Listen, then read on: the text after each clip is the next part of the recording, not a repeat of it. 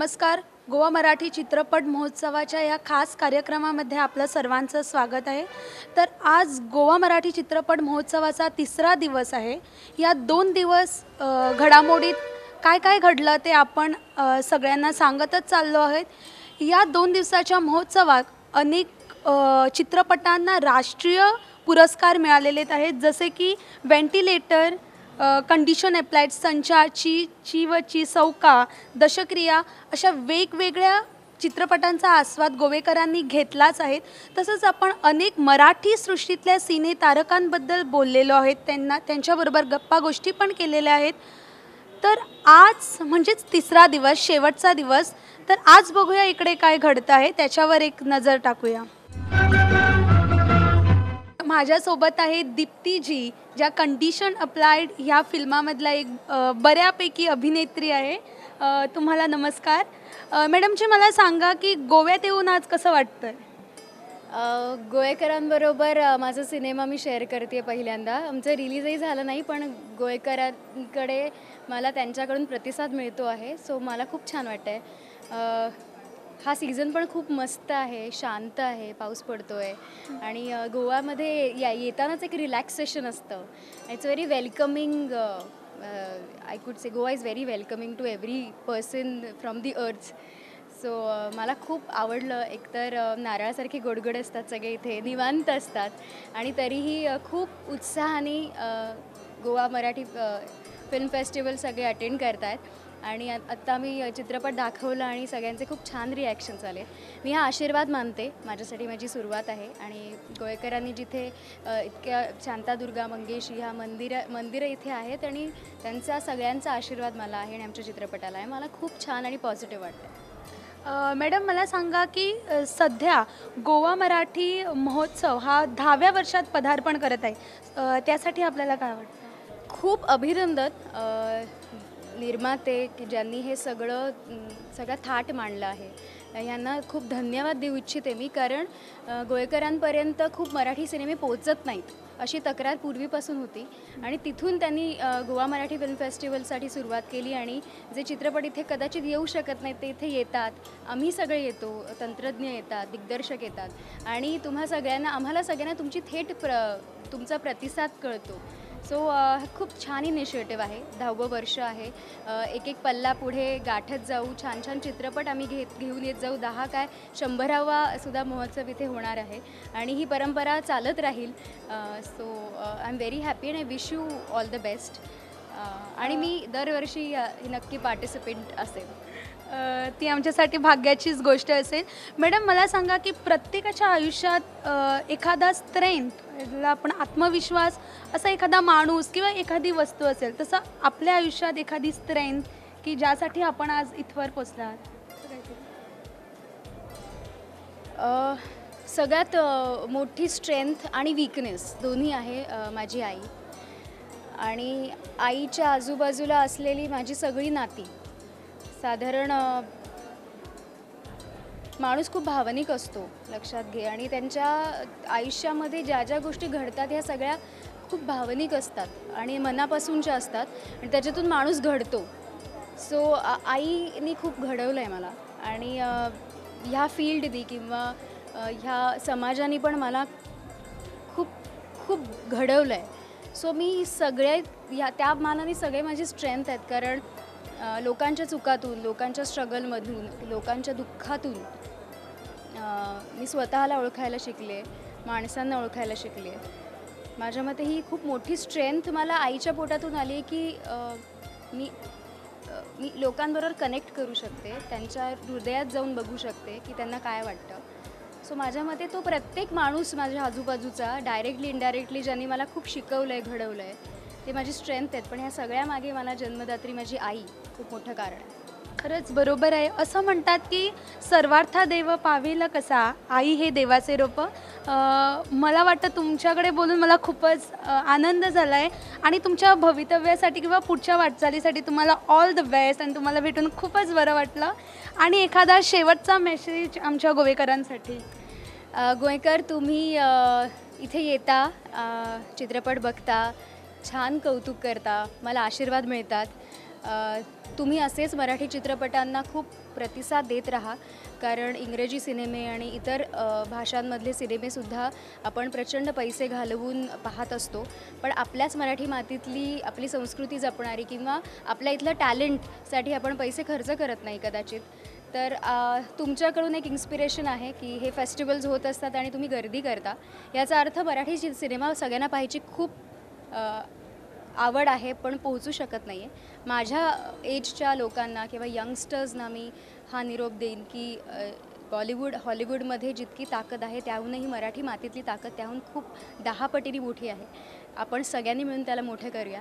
तुम्ही असेच छान राहा, निवांत राहा, हेल्दी राहा, हॅप्पी राहा, कंटेंट राहा आणि पीसफुल राहा. धन्यवाद.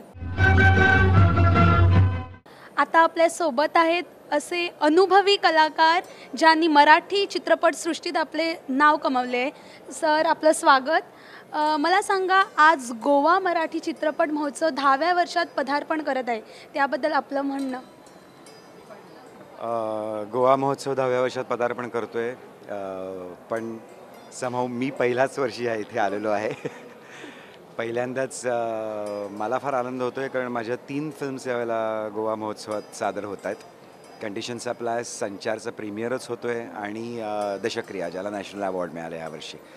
So I am very happy. आणि फिल्म फेस्टिवल तर अनेक बघितलेत, पण हा गोव्याचा फिल्म फेस्टिवल बघून तर मला फारच मजाच येते. एक तर गोवा आवडतं, त्याच्यात फिल्म्स बघायला ह्या माहोलमध्ये यायचं, हे सगळ्यात जास्त आनंददायी गोष्ट आहे. आणि the way organisers Shete sir आणि बाकी सगळ्यांनी जे ऑर्गनाईज केलेलं आहे फेस्टिवल, तो फारच कमाल केलेला आहे. आणि बाकी काय म्हणजे गोव्यातली लोकं तर नेहमीच ज्या प्रकारे एंटरटेन करत असतात किंवा आदरातिथ्य करत असतात इथे येणाऱ्या लोकांचं, तर त्यामुळे गोवा ही बेसिकली एक फेवरेट प्लेस आहे मुळात. त्यामुळे इथलं फिल्म फेस्टिवल काय, मी नाटकं करायला इथे येतो, थिएटर करत असल्यामुळे मी कलाकार, मी अनेक वेळेला नाटकाच्या प्रयोगासाठी इथे आलेलो आहे. त्यामुळे Goa is all time favourite. आणि 10 वर्ष एक मराठी फिल्म फेस्टिवल चालवणं, it's not a easy thing at all. आणि आज मी 2-3 फिल्म्स बघतोय इथे, माझ्या नाही आहेत, आणि त्याला जो ऑडियन्स इथे येतोय, हाऊसफुल करतायत लोक सिनेमा इथे, जे खूप एनकरेजिंग आहे.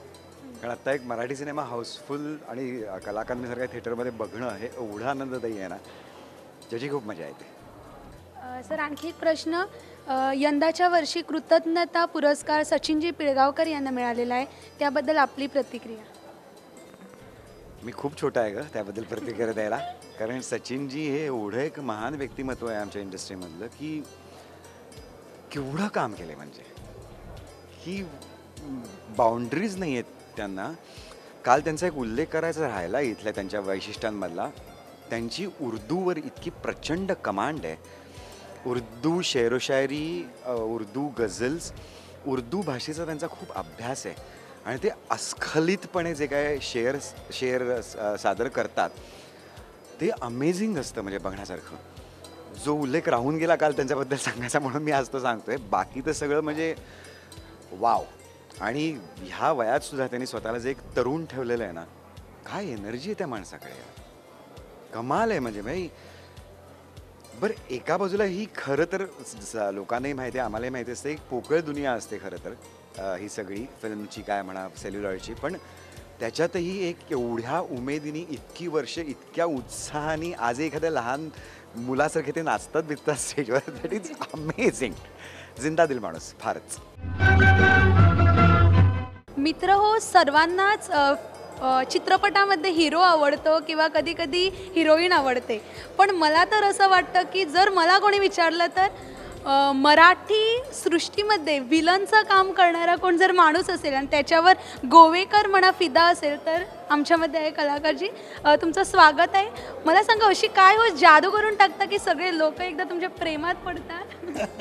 मलाही कळलेलं नाही, कारण मी असा ओबडधोबड दिसणारा विलनची कामं करणारा आडवा तिडवा माणूस आहे. पण लोकांचं प्रेम आहे. गोवेकर तर खूपच प्रेम करतात, माझ्या प्रत्येक सिनेमाला गर्दी करतात. महाराष्ट्रात सुद्धा प्रेक्षक खूप प्रेम करतात, आणि त्यांच्या प्रेमामुळे मी आजपर्यंत इतकी 20-25 वर्ष काम करू शकलो. खूपच आज छान वाटतं आहे. मला सांगा, सचिनजी पिळगावकर यांना कालच कृतज्ञता पुरस्कार मिळालेला आहे, त्याबद्दल आपली प्रतिक्रिया. फारच गौरवाची गोष्ट आहे, कारण की त्यांची कारकीर्द खूप मोठी आहे. 50 वर्ष सातत्याने चित्रपटसृष्टीत सतत काम करत राहणं सक्सेसफुली ही साधी गोष्ट नाही आहे, प्रत्येकाला जमत नाही. त्यांनी ते करून दाखवलं आहे आणि गोवा मराठी फिल्म फेस्टिवलचं कौतुक करायला पाहिजे की अशा माणसाचं त्यांना फेलिसिटेट केलं. आणि थँक्स टू गोवा आणि हॅट्स ऑफ टू सचिनजी. सर, एखादा प्रश्न मला सांगा, तुम्ही चित्रपटामध्ये विलनची कामं करता, पण रिअल आयुष्यात तुम्ही तसे आहात का? मला माहीत नाही मी कसा आहे, पण लोक असं म्हणतात की मी पडद्यावर विलनची कामं करतो, पण मी गोड माणूस आहे असं. नाही, ते तर तुम्ही आहातच सर. असं कदाचित दोघांचंच मला बरं वाटावं म्हणून नाही, म्हणत नाही, असते. नाही. ओके. सर, तुम्हाला भेटून आम्हाला खूपच बरं वाटलं. तुमचा आता सिनेमा इकडे दाखवणारच आहे, त्यासाठी तुम्हाला शुभेच्छा आणि आमच्याकडून धन्यवाद. थँक्यू. मित्र हो, आपल्याबरोबर आहे एलिझाबेथ एकादशी ह्या एका फेमस झालेल्या फिल्मचे डायरेक्टर. सर, आपलं स्वागत आहे. मला सांगा की आपण असं म्हटलं की गोव्यात आपण दारू पित नाही, मासे खात नाही, पण मला वाटतं की गोव्यात अजून खूप काही गोष्टी आहेत ज्या माणसांना आवडतात. आपलं म्हणणं काय आहे गोवाबद्दल? ज्या गोष्टी आता माणसांना आवडतात ह्या बाकीच्या गोष्टींव्यतिरिक्त त्यातली सगळ्यात महत्त्वाची गोष्ट म्हणजे गोवा चित्रपट महोत्सव आपला. बरोबर. तेव्हा लोकांना त्याची पण सवय लागलेली आहे, त्याचं पण ॲडिक्शन होत चाललेलं आहे असं म्हणूया, आणि ती चांगली गोष्ट आहे आपल्यासाठी. सर, आणखी एक प्रश्न. यंदाच्या वर्षी गोवा मराठी चित्रपट महोत्सव 10व्या वर्षात पदार्पण करत आहे, त्याबद्दल आपल्याला काय वाटतं? अजून 90 व्हायचे आहेत आणि मग त्याच्या पुढचं शतकही गाठायचं आहे, तेव्हा आपण कोणी नसणार आहोत, पण महोत्सव चालू राहू शकतो. सर, मला सांगा की प्रत्येक माणसाच्या आयुष्यात काहीतरी इन्स्पिरेशन असतं, काहीतरी त्या माणसामागे काहीतरी अशी न दिसणारी शक्ती असते, असं आपल्या आयुष्यात असं काय आहे? असं काही नाही माझ्या आयुष्यात. जे काही करायचं ते आपणच करायचं असतं, आपल्याच कष्टाने आणि कल्पनाशक्तीने करायचं असतं. हां, आता कुणी कशामुळे प्रेरित होतं, कुणी कशामुळे प्रेरित होतं, तर प्रत्येकाची प्रेरणास्थानं वेगवेगळी असू शकतात.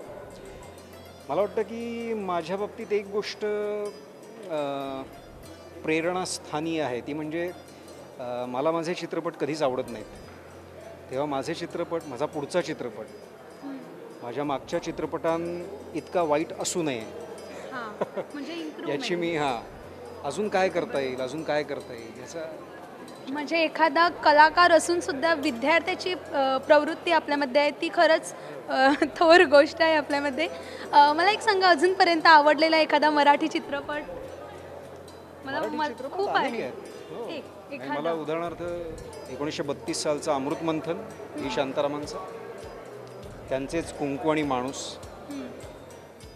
संत तुकाराम. मला सांगा, गोव्यात किंवा महाराष्ट्रात जी युवा पिढी आहे ती आज कुठंतरी बॉलिवूडच्या नशेस कुठंतरी जात आहे आणि ह्या मराठी फिल्म इंडस्ट्रीमध्ये त्यांना यायचं आहे, तर त्यांच्यासाठी एखादा संदेश?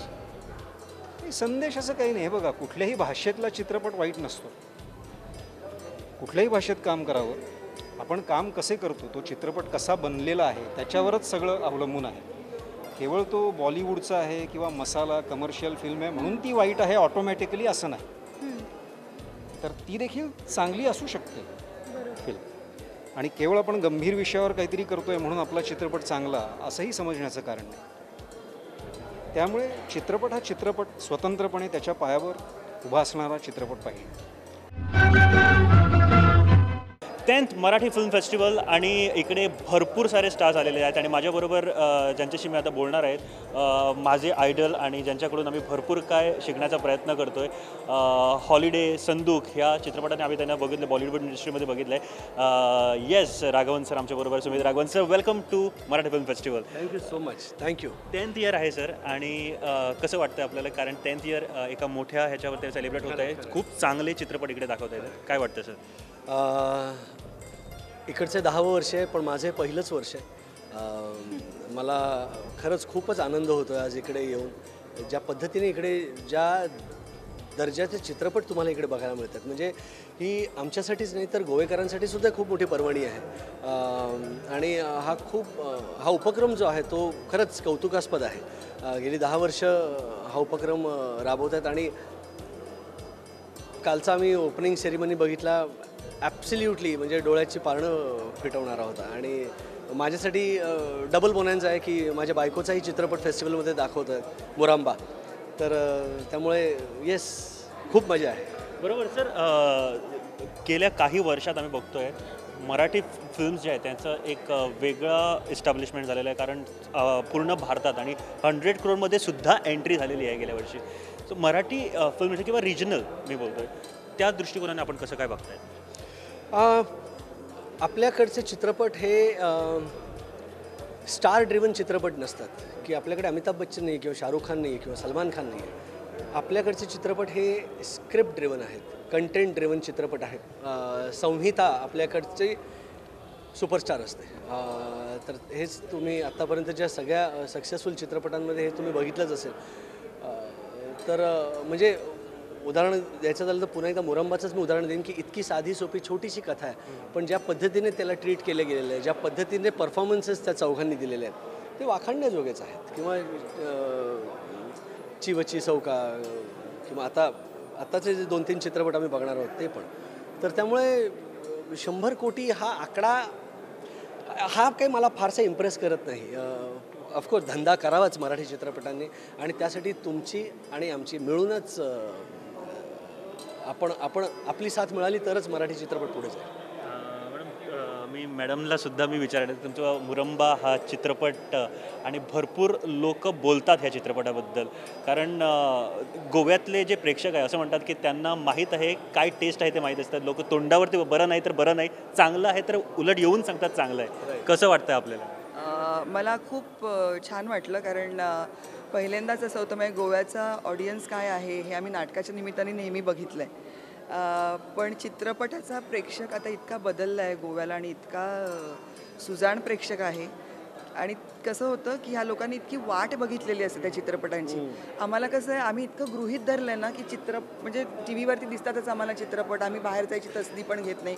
पण इथे लोक ज्या आसूसून वाट बघतात चित्रपटांची आणि आम्हाला भेटायची, तो अनुभव माझ्यासाठी खूप सुंदर होता.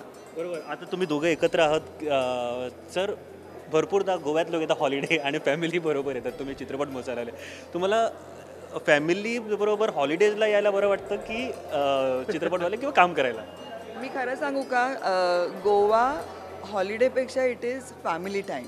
म्हणजे आम्हाला असं वाटतं की आत्तासुद्धा इथे ऑडियन्स ही पण आमची एक फॅमिली आहे आणि आमचे सगळे मित्रमैत्रिणी जे आम्हाला निवांतपणे भेटूच शकत नाहीत मुंबईला, ते सगळे आम्ही इथे आणि आम्ही चित्रपटांविषयी बोलतो आहे, फक्त चित्रपटांविषयी बोलतो आहे, इथल्या बदललेल्या सगळ्या गोष्टींबद्दल बोलतो आहे. आणि काल पर्रिकर सरांनी ज्या पद्धतीने जो काही त्यांनी प्रोत्साहन दिलेलं आहे चित्रपट व्यवसायासाठी म्हणून त्यांनी ज्या काही योजना सांगितल्यात ते बघून इतकं छान वाटतं. पण मला असं वाटतं की गोवा इज फॅमिली टाईम. तुम्ही दोघे चित्रपटामध्ये काम करतायत, घरी कसं काय असतं माहोल? म्हणजे चित्रपटाचंच बोलणं होतं की त्याच्या व्यतिरिक्त? नाही, घरी अजिबातच नाही. कारण आमची मुलं आहेत आणि आम्ही जेव्हा चित्रपटांबद्दल म्हणजे कामाविषयी बोलायला लागतो तेव्हा तेही सहभागी होतात. कारण आज आमची मुलं मोठी आहेत. आमचा मुलगा 20 वर्षाचा आहे, मुलगी 17 वर्षाची आहे. त्यामुळे त्यांचाही एक प्रकारे सहभाग असतो आणि तेही एन्जॉय करतात. त्यांच्याही काही टिप्स असतात, त्यांचे काही सूचना असतात. त्यामुळे एक वेगळ्या प्रकारचं वातावरण असतं. पण नुसतं चित्रपट नाही, पण आम्ही वेगवेगळ्या विषयांवर बोलतो. एक प्रश्न जो माझ्या डोक्यात होता सर, आता डिजिटली भरपूर अपग्रेड झालेलं आहे. डिजिटल मोबाईलवरती भरपूर वेब एपिसोड येतात. मला वाटतं साराभाईवरती साराभाई सुद्धा आता अपग्रेड. हो. सो ह्या मीडियमकडे आपण कसे काय बघताय? एंटरटेनमेंटचं एक वेगळं माध्यम, वेगळं दालन उघडलं आहे कलाकारांसाठी. आणि मग ह्याच्यामध्ये जरा तुम्हाला काय म्हणू, प्रयोग करायला खूप वाव आहे. रायटर म्हणून, ॲक्टर म्हणून, डिरेक्टर म्हणून, कॅमेरामन म्हणून, स्क्रीन प्ले रायटर म्हणून, डायलॉग रायटर म्हणून, मेकअप आर्टिस्ट म्हणून प्रत्येक डिपार्टमेंटला डिजिटल मीडियम. कारण एकतर काय झालं की डिजिटल मीडियमवर तुमच्या डोक्यावर बसणारं कोणी नाही आहे. म्हणजे कुठला इंटरफिअरन्स नाही आहे. स्वतःची बुद्धीचा कस लावून तुम्ही इकडे क्रिएटिव्हिटी इकडे पणाला लावून तुम्ही ट्राय आउट करू शकता. तर माझ्यामध्ये digital medium is going to be the next level of entertainment. पण त्याचा गैरफायदा पण घेऊ शकतात काही लोक. पण ते तेच म्हणतो ना की प्रत्येकाच्या बुद्धीवर आहे. म्हणजे आज सेन्सरशिप नाही आहे म्हटल्यानंतर तुम्ही काही करून नाही चालणार. तुम्ही थोडं जाण ठेवून बॉर्डरिंग ती थिन लाईन आहे ती मेंटेन करणं खूप गरजेचं आहे. आणि माझ्या मते ज्या पद्धतीने आज सगळेजण डिजिटलकडे वळतात, प्रत्येकजण काही ना काहीतरी स्वतःचं एक यूट्यूब चॅनल तरी काढतं आहे किंवा वेब एपिसोड्स येत आहेत किंवा आमचा साराबाईसुद्धा आता ऑनलाईन आलेला आहे. तर टेलिव्हिजनपेक्षा काहीतरी वेगळा की आज हा एक टी व्ही झालेला आहे. तुम्हाला धावत जाऊन रात्री 8चा कार्यक्रम टेलिव्हिजनवर बघायची गरज नाही. तुम्ही फक्त बसमध्ये आहात, तुम्ही गाडीत आहात, सिग्नलवर थांबलेला, ट्रॅफिकमध्ये आहात, भाजी विकत घेतात, तुम्ही तिकडे उभे राहून तुम्ही स्वतःचं मनोरंजन करू शकता. बरोबर. आणि खरंच आम्हाला बघायला आवडणार सर साराबाई परत रिलोडेड आम्हाला बघायला. आणि मुरंबासाठी very best of luck. Thank you very much sir. Thank you very much. आपल्यासोबत आहे ची व ची चौका ह्या अशा फेमस फिल्मचे ॲक्टर. सर अशी काय जादू करून टाकता की सर्व लोक आपल्या प्रेमात पडतात? नाही, ॲक्च्युली ती फिल्मची जादू आहे. त्याच्यामुळे मी म्हणेन की हे सगळ्यांचं टीमवर्क आहे. फिल्म आवडते लोकांना, त्याच्यामध्ये आमचे लेखक, दिग्दर्शक आणि आमचे सगळेच को-आर्टिस्ट आणि सगळ्यांचीच मेहनत आहे. मग गोव्यात येऊन कसं वाटतं? खूपच छान वाटते. आणि मला तर ही काय म्हणूया आपण, वेळ मला हवीच होती. कारण मला फारच, मी 2 महिने सतत प्रमोशन करतोय, तर मी कधी एकदा गोव्याला पोचतो असं झालं होतं मला. आज आपली फिल्म या स्क्रीनवर दाखवताय त्याबद्दल काय वाटतं? माझ्यासाठी तर हे पहिल्यांदाच मी आलो या फेस्टिवलला, फिल्म फेस्टिवलला. आणि माझी पहिलीच फिल्म चिवची चौका आणि ती इथे दाखवली जाते, त्याबद्दल फारच बरं वाटतं आहे. खूप चांगला प्रतिसाद मिळतो. काही लोकांकडून कळलं की इथे ज्या मराठी फिल्म्स रिलीज होतात त्यांचे टायमिंग खूप वेगवेगळे असतात किंवा त्या जमत नाहीत जर दूर राहणाऱ्या लोकांना. खूप कमी शोज असतात. त्याच्यामुळे असे फिल्म फेस्टिवल ते म्हणतात की आम्ही कधीच चुकवत नाही. त्याच्यामुळे या फेस्टिवलचं महत्त्वही तेवढंच जास्त आहे. आता सध्या असं झालं आहे की हिंदी एखादा फिल्म असेल तर हाऊसफुल होतं, पण जर सध्या आपण बघितलं की एखादा मराठी चित्रपट लागला तर पण हे हाऊसफुल असतं. त्याबद्दल आपल्याला काय वाटतं? काय खरं आहे हे अगदी. आणि चिवची चौकाच्या बाबतीत ही सुद्धा हे घडतंय आजपर्यंत आजही 5व्या आठवड्यात तिकीट मिळाली नाही. इथे फेस्टिवलला पहा, पण नाही तिकीट काढून पाहिला तर आनंदच आहे. पण 5व्या आठवड्यातही हाऊसफुल शोज चाललेत जे खूप सुंदर आहे. आणि ह्याच फेस्टिवलला मुरांबा नावाचा चित्रपट पण आहे, त्यांचाही 3रा आठवडा चालू आहे. आणि अजूनही गोव्यात शोज आहेत आणि ते फुलही आहेत बऱ्याच प्रमाणात. त्यामुळे प्रेक्षक येत आहेत आणि मराठी सिनेमा पाहतायत आणि त्याच्यावर प्रेम करतायत. हे तर असं म्हणतात की एखाद्या माणसाला यश मिळालं, सो व्हॉट नेक्स्ट, म्हणजे पुढे काय, असा आपला काय विचार आहे पुढे? ते काय म्हणू आपण, त्याची जी काही आपल्याला मिळालेलं यश आहे ते तोडून अजून पुढे जायचा प्रयत्न करायचा किंवा तिथे समाधान न मानणं हेच आपल्या हातात आहे. तुला मला प्रश्न विचारायचा आहे. तुला बघून असं वाटतं की एक गाणं म्हणावं, अप्सरा आली, खरंच. तेव्हा मला सांग की एवढ्या कमी वयात ह्या सिनेमाच्या सृष्टीत येताना तुला कसं वाटतं? कमी वयात म्हणल्याबद्दल धन्यवाद. पण झालं, आता मी आज छान झोपीन रात्री. नाही, पण मी नाटकाशी मी नाटक करते अनेक वर्ष. हां, त्यामुळे तसं खूप लवकर सिनेसृष्टीत आली आहे असं नाही आहे खरं तर. म्हणजे मी नाटकातून कामं करत आली आहे, त्यामुळे अभिनयाचं काम लवकर सुरू केलं आहे. आता सिनेमातनं येतोय, पण त्यामुळे काम आधीच सुरू झालं आहे, तर आता ते आवडते लोकांना असं आलं. तुमच्या दोघांकडून आमच्या गोवेकरांना एखादा संदेश? काही नाही, असंच गोवा ठेवा तुमचं की आम्हाला परत परत यावंसं वाटेल. आणि आम्ही येतच राहू. आणि जे मराठी फिल्म्स येतील त्याच्यावर इतकंच प्रेम करा जसं आमच्या चित्रपटावर करतात. आणि हा म्हणला ते सगळं आहेच. आणि गोवा इतकं सुंदर शहर आहे आणि नॅचरलीच इतक्या सुंदर गोष्टी आहेत इकडे. तर आम्ही टुरिस्ट म्हणून सुद्धा हे पाळतो आणि आय एम शुअर गोव्याची सगळी लोकंसुद्धा ते जसं आहे आणि त्याचं सौंदर्य टिकून ठेवण्यासाठी प्रयत्न करावेत लोकांनी. तुमच्याकडे बोलून आम्हाला खूपच बरं वाटलं. तेव्हा प्रुडंटकडून धन्यवाद. थँक्यू. गोवा मराठी चित्रपट महोत्सवाचा आज शेवटचा म्हणजेच 3रा दिवस आहे आणि ह्या खास कार्यक्रमाचा पण शेवटचा दिवस आहे. 3 दिवस सातत्याने आपण ह्या महोत्सवाला काय काय घडतं आहे ते आपण प्रुडंट मीडियावर बघतच आहात मित्रहो. आता वेळ आहे गुड बाय म्हणण्याची, म्हणजेच मी ऐश्वर्या नायर आपली रजा घेणार आहे. त्यापूर्वी आपण बघूया या महोत्सवाचा समारोप सोहळा.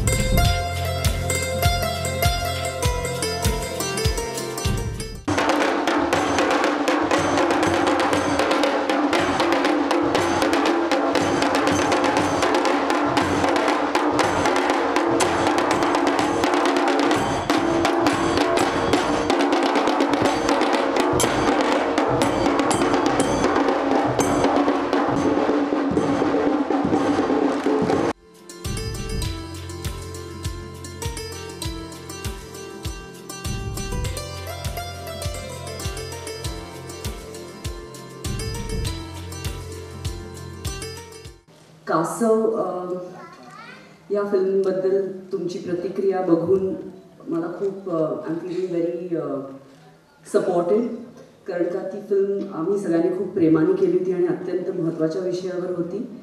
आणि सुनीलजी आणि सुमित्रा मावशी आल्या नाही आहेत, पण आम्ही सगळ्यांनी खूप त्याच्यात जीव ओतला होता. तशीच film take care good night आहे आणि ती तुम्ही आता बघालच. आणि त्याचाही विषय अत्यंत महत्त्वाचा आहे, आपल्या सगळ्यांच्या आयुष्याला तो भिडून जाणारा आहे. सगळ्यात सुरुवातीला मी आपणा सर्वांना 71व्या गोवा क्रांती दिनाच्या शुभेच्छा देतो. आज आपण जो सगळेजण मोकळा श्वास गोव्यामध्ये घेतोय त्याची सुरुवात आज 1946 साली मडगावमध्ये सुरुवात झाली होती आणि तो दिवस आम्ही आज गोव्यामध्ये क्रांती दिन म्हणून साजरा करतो. मी सुरुवातीला शेट्ये बंधूंचं अभिनंदन करतो, त्यांच्याबरोबरच्या टीमचं अभिनंदन करतो की त्यांनी ज्या पद्धतीने एखादी गोष्टाची सुरुवात करणं सोपी असते पण ती पुढं नेणं सातत्यानं हे कठीण असतं. हे कठीण काम त्यांनी इतकी वर्ष 10 वर्ष सहजपणे ते करतायत, त्याकरता मी त्या दोघांचं आणि त्यांच्याबरोबरच्या सगळ्या टीमचं अभिनंदन करतो. या ठिकाणी बऱ्याच चित्रपटांचं स्क्रीनिंग झालं, आताही काही प्रीमियरही होणार आहे. या ठिकाणी सगळे राष्ट्रीय आंतरराष्ट्रीय दर्जाचे कलाकारही या ठिकाणी उपस्थित आहेत. मी त्यांचं सगळ्यांचं अभिनंदन करतो. जे कलाकार असतील ज्यांनी या सगळ्या सोहळ्यामध्ये सहभागी झाले त्या सगळ्यांचंही मनपूर्वक त्यांना शुभेच्छा देतो. गोव्यासारख्या लहान पण निसर्ग संपन्न आणि संपूर्ण देशालाच नव्हे तर जगालाही म्हणू आपण कदाचित की ज्यांनी राष्ट्रीय आणि आंतरराष्ट्रीय कीर्तीचे कलाकार दिले अशा या गोव्यामध्ये खरं म्हणजे अशा पद्धतीचा सोहळा जेव्हा मी शेट्टींना विचारत होतो तेव्हा ते म्हणाले की मला असं वाटतं की कदाचित गोव्यातच नव्हे तर संपूर्ण जगामध्ये अशा प्रकारचा पूर्णपणे 3 दिवसांचा आंतरराष्ट्रीय एखादा मराठी महोत्सव हा पहिल्यांदाच होत असेल असं त्यांना वाटतं. आणि मला निश्चितपणे वाटतं की अशा पद्धतीचा आणि ज्या पद्धतीचा एक त्यांना सहकार्य या ठिकाणच्या जनतेनं दिलेला आहे अशाच पद्धतीची ही एका अर्थानं महोत्सव असेल आणि त्यानिमित्तानं ही चळवळ जी असेल ती निश्चितपणे पुढे जाईल.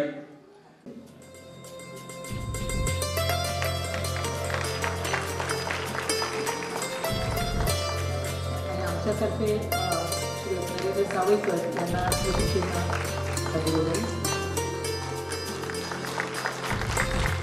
सगळ्यांना खूप खूप धन्यवाद परत एकदा.